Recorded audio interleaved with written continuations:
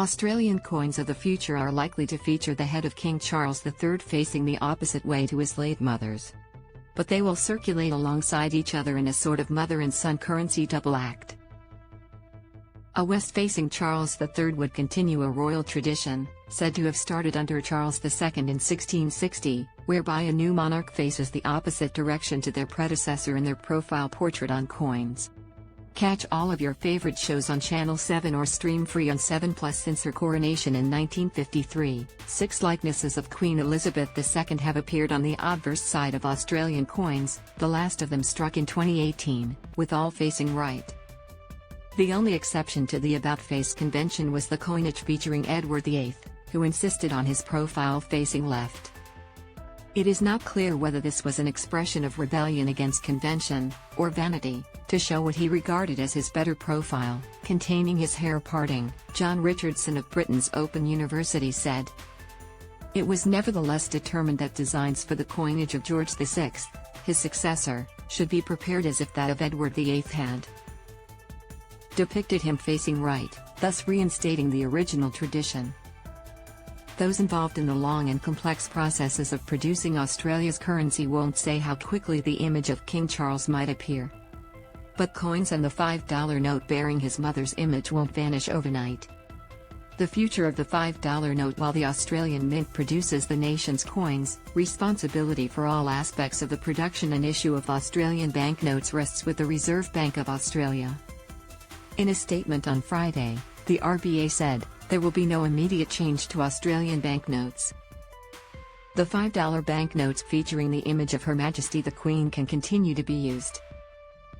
They will not be withdrawn and are likely to remain in circulation for years to come. The reigning monarch has traditionally appeared on the lowest denomination of Australian banknote. The Reserve Bank will provide further updates in due course. The Queen made the transition to our decimal currency in 1966, when she first graced the now discontinued $1 paper note, and has long featured on the $5 polymer note. All Australian banknotes issued from 1913 retain their legal tender status, the RBA spokesperson said. If Charles III does appear on notes soon, it's a fair bet the planning started many moons ago, because making money costs a lot of money and time.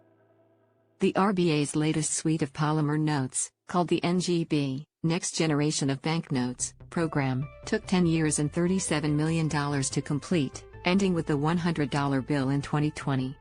The notes, mainly introduced to stymie counterfeiters, are printed in Melbourne by the RBA's wholly owned subsidiary Note Printing Australia, and undergo no fewer than 13 production processes. New $5 notes featuring King Charles' head will also likely continue to bear some of the complex security traits of existing notes, including 3D and moving imagery, a tactile feature for the visually impaired, color changes, micro-printed lines from the Constitution, and fluorescence under UV light. Coins are the responsibility of the Treasurer, under the 1965 Currency Act, and manufactured by the Royal Australian Mint. It has produced more than 15 billion coins since being opened by the new monarch's late father, Prince Philip, in 1965.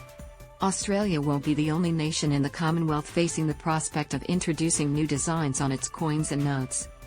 Queen Elizabeth II has appeared on the currency of more than 30 countries, the first being Canada's $20 note in 1935 when she was only 9 years old.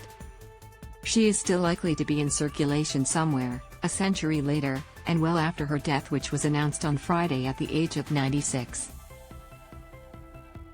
And finally, thank you all for watching the video.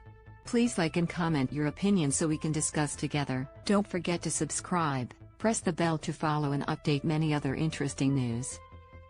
See you in the next videos. Goodbye.